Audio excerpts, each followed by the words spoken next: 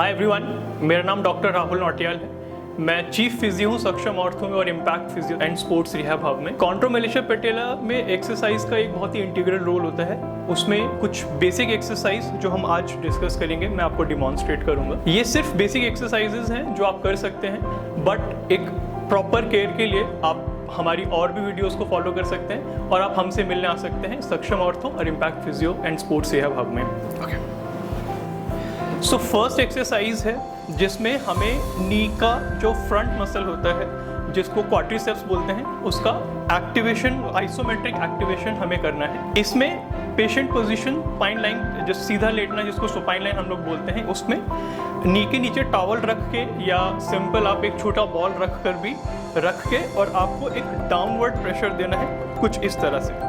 ध्यान आपको इस चीज़ का रखना है कि आपका हिप और अपर बॉडी का कोई भी मूवमेंट नहीं होना चाहिए, एक आइसोलेटेड कॉन्ट्रैक्शन हो आपके फ्रंट मसल में। इसको डाउनवर्ड पुश करके हील को नीचे सपोर्टेड हील का सपोर्ट मेंटेन करके आपको ये 10 सेकेंड्स तक होल्ड करना है। 1 2 3 4 5 6 7 8 9 10 रिलैक्स, और ये आप 10 टाइम्स रिपीट कर सकते हैं।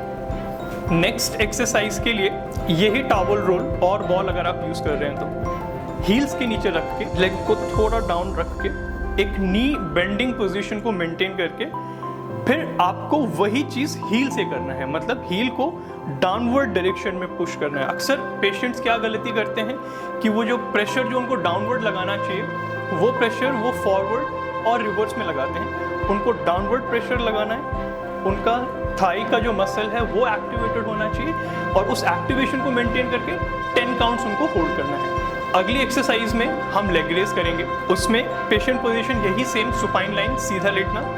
आप चाहे तो अगले लेग को बेंड कर सकते हैं जिससे आपका बैक थोड़ा फ्लैट हो जाए, और चाहे तो स्ट्रेट भी रख सकते हैं। इस पोजीशन में वही अपने फ्रंट ऑफ द लेग को एक्टिवेट करके और आपको धीरे धीरे लेग को सीधा ऊपर उठाना है। कोशिश करनी है कि लेग ऑपोजिट लेग के थाई के लेवल पर आए, एटलीस्ट 60 डिग्री का एंगल मेंटेन करके 10 काउंट्स आपको ये पोजीशन को होल्ड करना है। इसमें भी ध्यान हमें यही रखना है कि कोई और बॉडी पार्ट आपका मूव नहीं होना चाहिए, कॉन्ट्रैक्टेड नहीं होना चाहिए। इसको फिर वही 10 सेकेंड। अभी फ्रंट ऑफ द लेग की एक्सरसाइज के बाद अब हम साइड लेग एक्सरसाइज को करेंगे।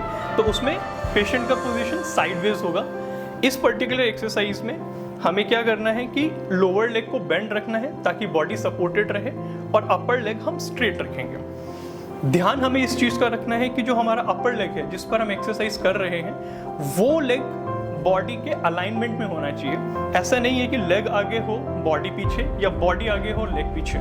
सो मेक श्योर करना है कि बॉडी और लेग एक सिमिलर अलाइनमेंट में हो। इसमें आप चाहें तो हिप के पीछे मूवमेंट को रोकने के लिए पेशेंट को कह सकते हैं कि वो अपना हाथ हिप के पीछे इस तरह रख ले ताकि वो पेल्विस के बैकवर्ड रोलिंग को रोक सके। फिर इसी पोजीशन में पेशेंट इस तरह लेग आप ऊपर उठाएंगे और 30 टू 40 डिग्री का एंगल रखकर इस पोजीशन को आपको होल्ड करना है, वही सेम 10 काउंट्स, और 5 काउंट्स आप अपनी कंफर्टेबिलिटी के हिसाब से कर सकते हैं। ज़्यादा पेन अगर आपको लगता है एक्सरसाइज को करने में तो आप अपने होल्ड को कम भी कर सकते हैं। हम यहाँ पर 5 काउंट होल्ड करेंगे। अगर आपको लगता है कि 5 काउंट होल्ड भी पेनफुल है तो आप विदाउट होल्ड इस एक्सरसाइज को कर सकते हैं। ख्याल क्या रखना है कि आपने धीरे धीरे लेग को ऊपर रेस किया, उस एंगल तक जिस एंगल के बाद आपका पेल्विस ऊपर जाने लगता है, जिसको हम हिप हाइकिंग बोलते हैं, सिर्फ उस एंगल तक आपको रखना है और फिर आप उसी से उसको वापस लौट कर लेके आए। सो ये आप 10 टाइम्स रिपीट कर सकते हैं।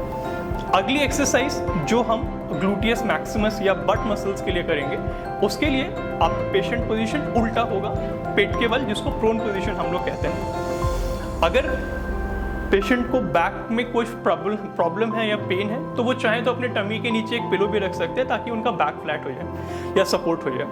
अब इस पोजीशन में पेशेंट को क्या करना है कि अपने बट मसल जिसको हम स्ट्रेंथन कर रहे हैं उसको पहले एक्टिवेट करके स्क्वीज करके वो सिंपल अपने लेग को इस तरह रेस करेंगे 10-20 डिग्रीज और 30 डिग्री मैक्सिमम। यहाँ पर पेशेंट इसको वही same 10 count hold, 5 count hold और विदाउट होल्ड कंफर्टेबिलिटी के हिसाब से हम यहाँ पे 5 काउंट होल्ड कर रहे हैं। 1 2 3 4 5 रिलैक्स। हमें इस पर्टिकुलर एक्सरसाइज में ख्याल इस चीज़ का रखना है कि मूवमेंट सिर्फ ग्लूट या बट पर होनी चाहिए, लंबर स्पाइन या लो बैक पे मूवमेंट नहीं होना चाहिए, वरना तो बैक पे स्ट्रेन इस पर्टिकुलर एक्सरसाइज से आ सकता है। स्ट्रेचिंग एक्सरसाइज के साथ साथ हमें एक मसल जिसको स्ट्रेच करना होता है इसमें, वो है हमारी काफ मसल, उसकी स्ट्रेचिंग भी उतनी ही इंपॉर्टेंट है। तो उसके लिए सेम सीधा लेटना या सुपाइन लाइन पोजिशन में हम लेग को थोड़ा एलिवेट करके, और ये जो हमारा काफ मसल है इसको हम स्ट्रेच करेंगे एंड अपने फुट को इस पोजीशन में रख के।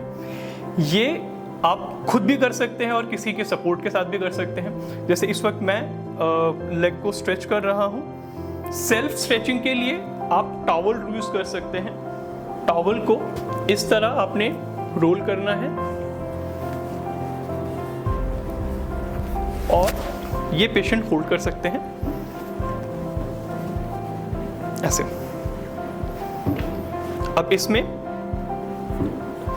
सिंपल फुट को अपनी तरफ मूव करके काफ में एक अच्छा स्ट्रेच फील करके इसको 20 काउंट्स होल्ड हमें करना रहता है। इसके आप 3 से 5 रेपिटेशंस कर सकते हैं। इन सारी एक्सरसाइज के बाद एक बोनस एक्सरसाइज जो मैं आपको बताने वाला हूँ, वो एक बहुत ही इंपॉर्टेंट एक्सरसाइज है इस पर्टिकुलर कंडीशन में। इस एक्सरसाइज में हम स्ट्रेंथन करेंगे VMO मसल को, वास्टिस मीडियालिस ओब्लिक।